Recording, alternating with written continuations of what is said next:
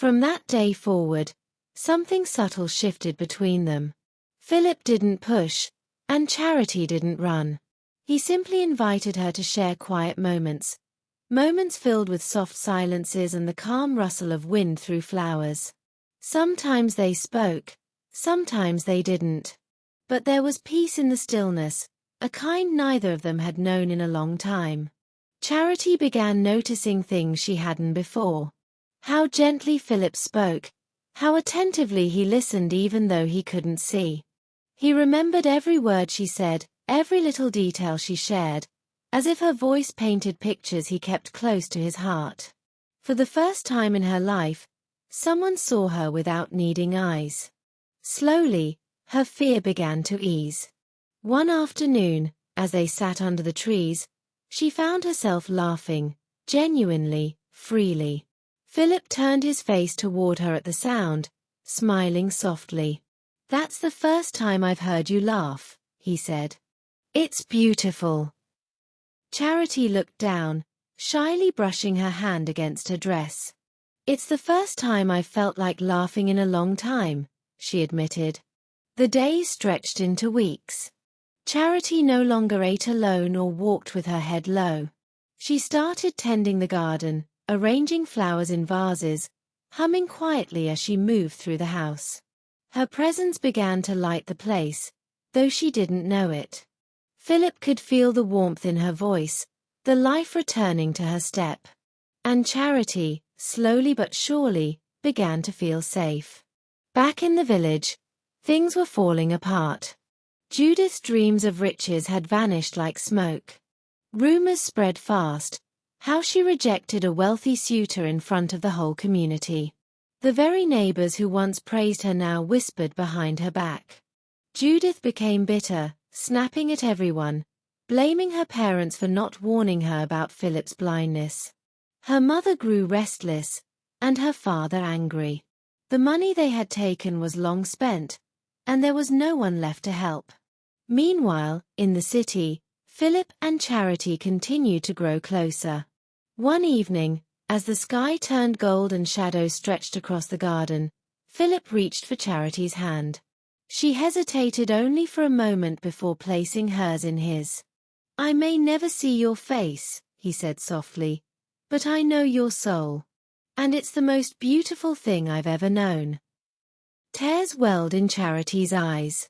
For so long, she had felt invisible, unwanted. Now, someone loved her not for how she looked, but for who she truly was. She didn't answer with words. Instead, she gently leaned her head against his shoulder, letting the moment speak for itself. They sat like that as the day faded into night, two broken souls learning how to heal, together.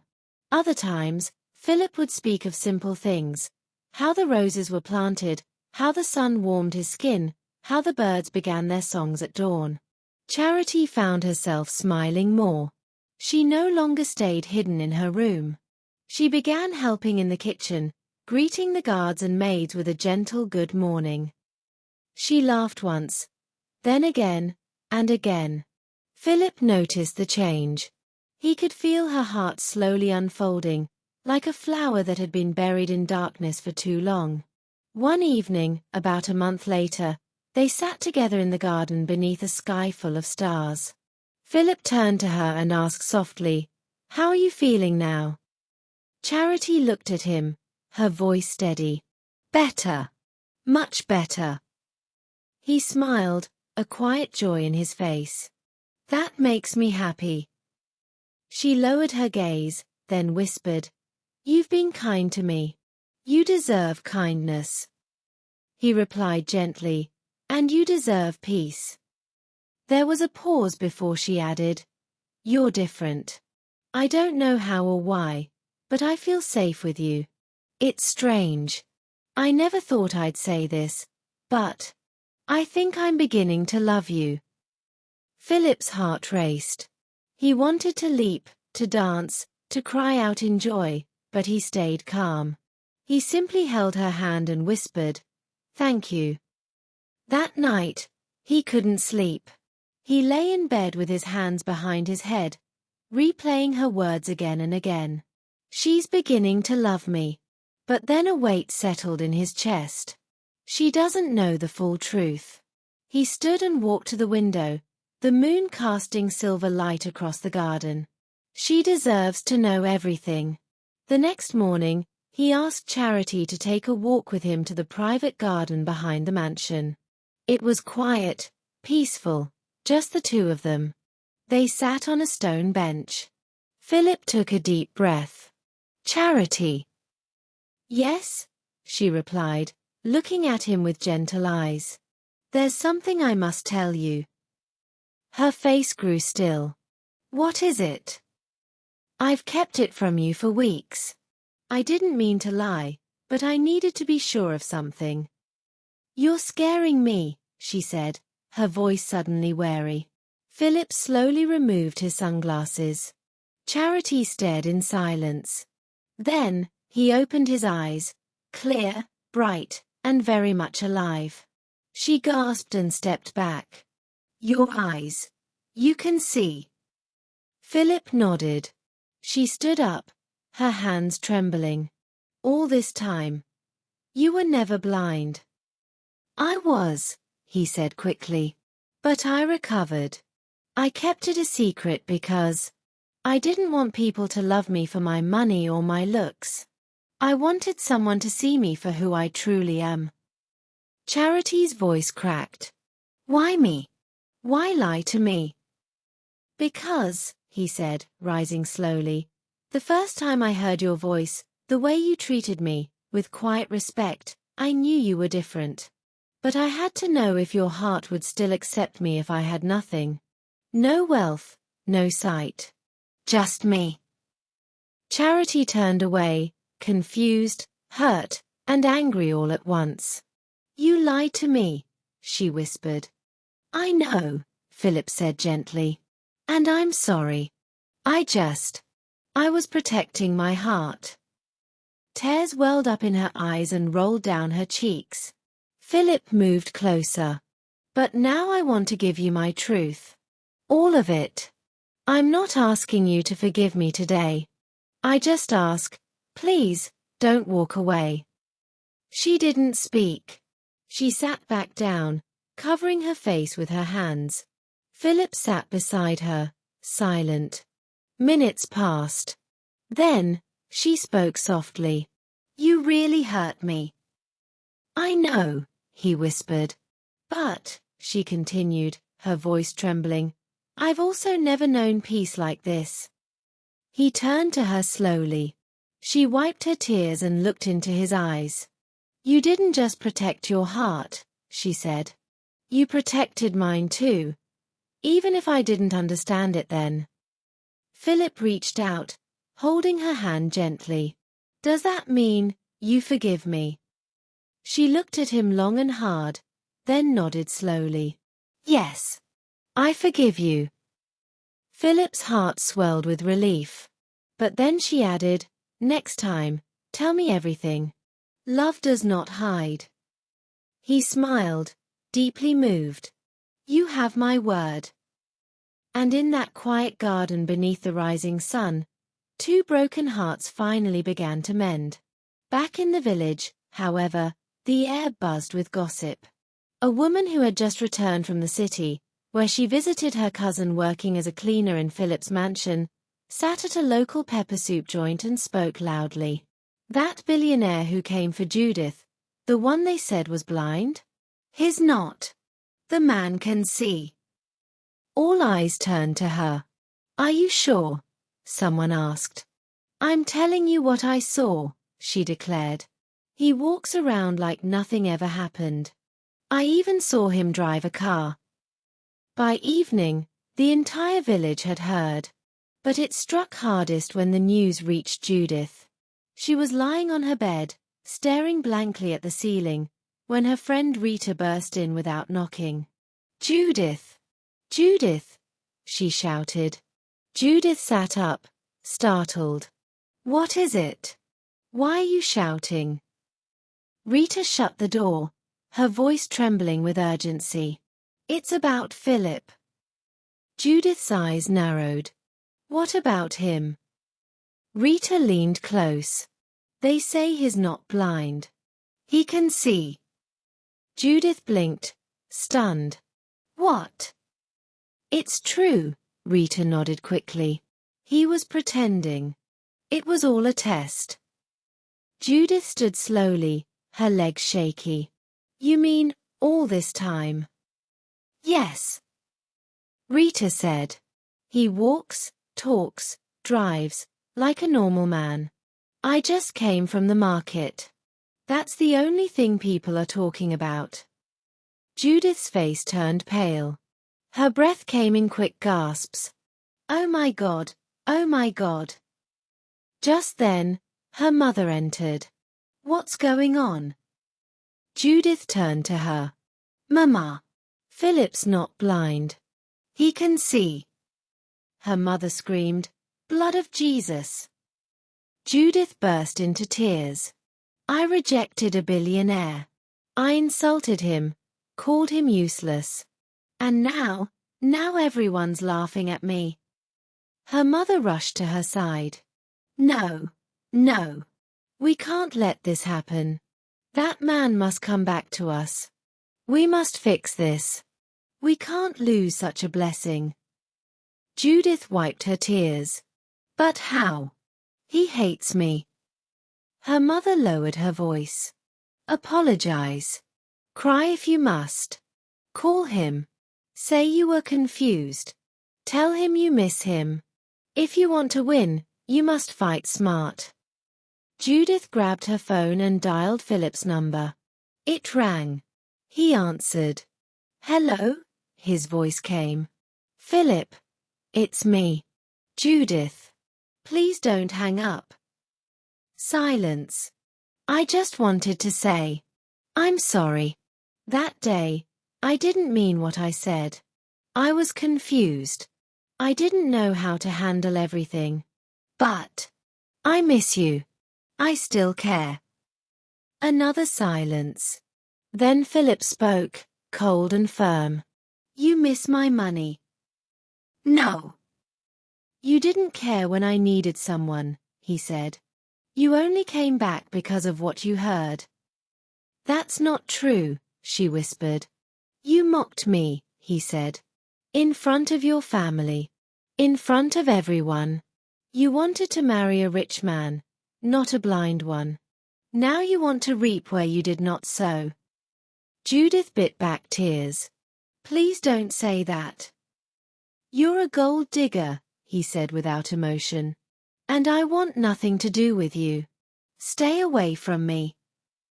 The call ended. Judith stared at her phone, numb. Tears streamed down her face. Her mother came closer. What did he say? Judith whispered. He called me a gold digger. Told me to stay away. Her mother's expression hardened. He did what? After all we've done? This is war. We won't fold our arms and watch that orphan girl take what's ours. We'll get him back. No matter what it takes. Judith wiped her tears slowly. That's the spirit, Mama. We're not letting that girl win. Never. And just like that, a dangerous plan was born. Mother and daughter united in rage and envy, ready to destroy anything that stood between them and the life they thought they deserved. Good morning, Charity, Judith said cheerfully, stepping into the kitchen with a smile that barely masked her hidden agenda. Charity turned to her, still humming softly, a knife in her hand and vegetables neatly chopped on the counter. Good morning, you're up early, Charity replied warmly. Judith walked closer, keeping her tone light and sweet. Yes, I couldn't sleep. I had this deep dream. And when I woke up, I just felt even more grateful that you forgave me. You didn't have to, but you did. I feel blessed to be here. Charity smiled gently, not noticing the slight twitch in Judith's eye. It's all right. We all make mistakes. What matters is that you're trying to change. Judith nodded quickly. Please, let me help you this morning. I want to contribute something, Anything. Charity looked at her for a second, then smiled and nodded.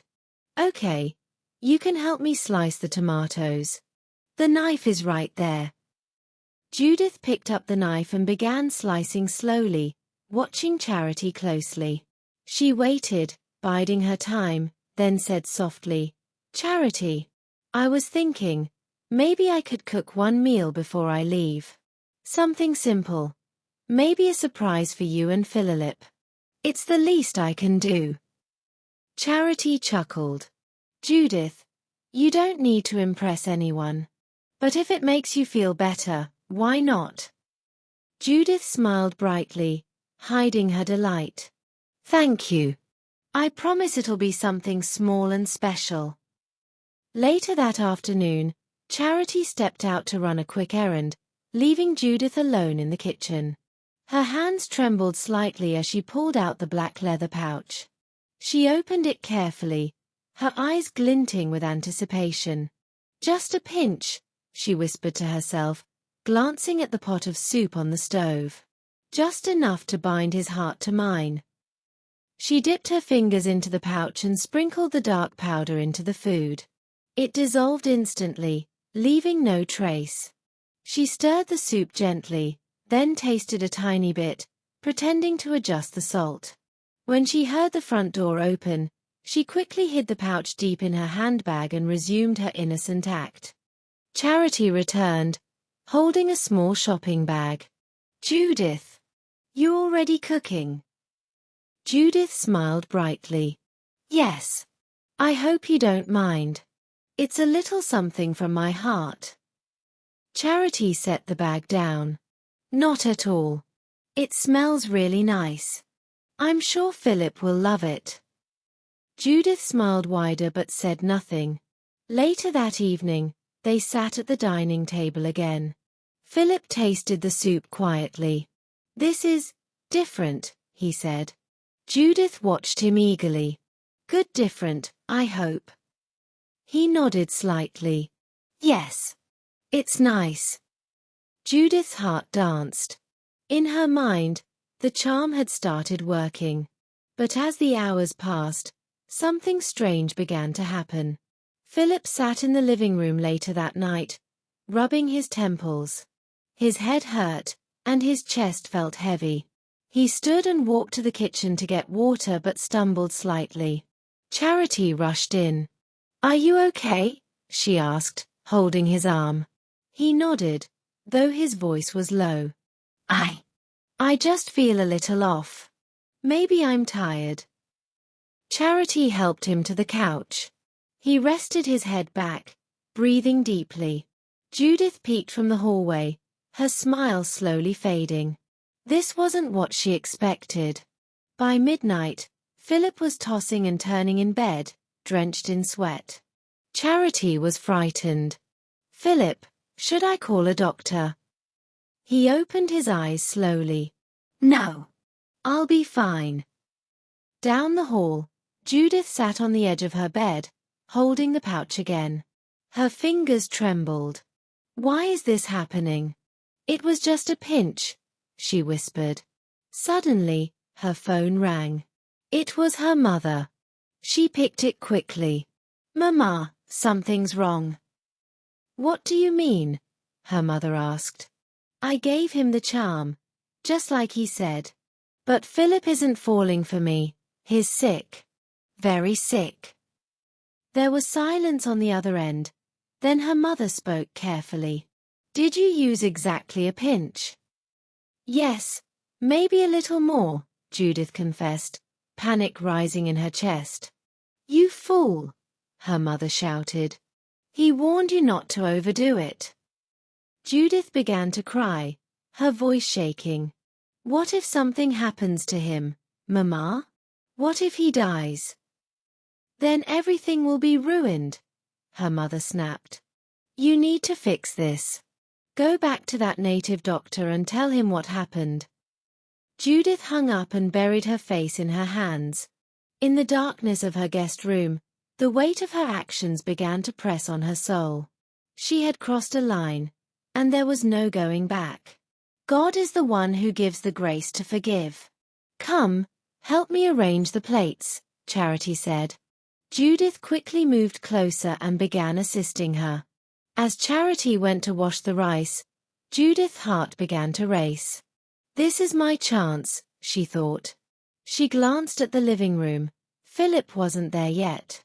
Looking around quickly, she reached into her bra and pulled out a small charm pouch. Her hands trembled as she opened it. Just one pinch, let this be fast, she whispered, reaching toward the pot of stew on the counter. But just as she was about to drop it in, she heard footsteps. It was Philip. He walked in yawning and stretching slightly. Judith's heart leapt. She panicked, quickly tossed the charm behind the gas cylinder, and pretended to wipe the counter. Charity looked up and smiled. My love, you're awake. Come, let me serve your food. Philip sat at the table. Judith's pulse thundered. Too close. That was far too close. As Charity served the food, Philip's eyes shifted subtly toward Judith. Something about her unsettled him. Her smile was too polished, her tone too smooth. It didn't feel real. When Charity stepped out to get a bottle of water, Philip leaned back in his chair and said quietly, I don't know what game you're playing, but don't try anything foolish in my house. Judith stiffened but quickly forced a smile. I'm not playing any game. I'm just trying to fix things. Philip held her gaze. Let me warn you, I see more than you think. Charity returned with the water, and the moment passed. Judith remained silent during breakfast, her mind reeling. Her plan had nearly failed. She had to be more careful. Later that day, while Charity was on a video call in the living room, Judith crept back into the kitchen. She retrieved the hidden charm and smiled. Then she saw the next meal, a pot of jollof rice already cooking. This one won't miss, she muttered. Moving quickly, she opened the pouch, sprinkled a pinch of the charm into the rice, stirred it with a clean spoon, and gently closed the pot. She cleaned her hands and walked out humming like everything was normal. Charity, she called sweetly, I'll help you set the table for dinner tonight. Charity smiled warmly. You're too kind, Judith. Thank you. Too kind, Judith thought. You have no idea. That night, the aroma of jollof rice filled the house. Judith's heart pounded with anticipation. Philip came down the stairs, inhaling the scent. Wow, something smells amazing. Charity smiled. I made it with love. Judith helped too. Philip glanced at Judith again. She returned his gaze with a soft smile, but something still felt off to him. They sat at the table, and the rice was served. Judith watched intently as Philip picked up his spoon. He took one bite. Then another. She studied his expression, searching for any change, but he remained normal. Calm. Relaxed. It worked, she thought with satisfaction. He ate it. Now he will love me. Soon, he'll forget her and choose me. But what Judith didn't know was that earlier, Philip had noticed her enter the kitchen alone. He had quietly watched from upstairs. Sensing something was off, he asked the housemaid to discard whatever was in the pot and prepare a fresh batch, identical in taste and appearance. The tampered food was thrown away. What he ate was untouched. Judith, unaware, believed her plan had succeeded. That night, lying in bed, she smiled at the ceiling. He's mine now, she whispered. 2 days passed. Morning came and went, and still nothing had changed. Philip remained the same, gentle, wise, affectionate toward Charity. No trace of a charm's influence. Judith kept watching, waiting, studying his every move. But he still looked at Charity with love. Still held her hand. Still ignored Judith's subtle advances. Judith fumed. That night she sat on her bed, gripping her hair. Why is nothing happening? He ate the rice. The charm was in it. Why isn't he acting like he loves me? She began pacing, her eyes red with fury. No!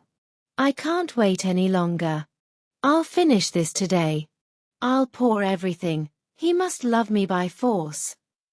She snatched the charm pouch from her bag. It was nearly empty. Just one last heavy pinch remained. I don't care what that native doctor warned me. He said not to use everything. Who is he to stop me? The next morning, while Charity was upstairs preparing for her morning prayer and Philip was getting ready for work, Judith sneaked into the kitchen. She poured all that was left into a small plate of yam and egg sauce prepared for Philip alone. She stirred thoroughly. This one will not miss, she whispered. Today, this man will beg for my love. She arranged the food on the table carefully. But upstairs, something had already begun to stir. Charity was on her knees, praying fervently.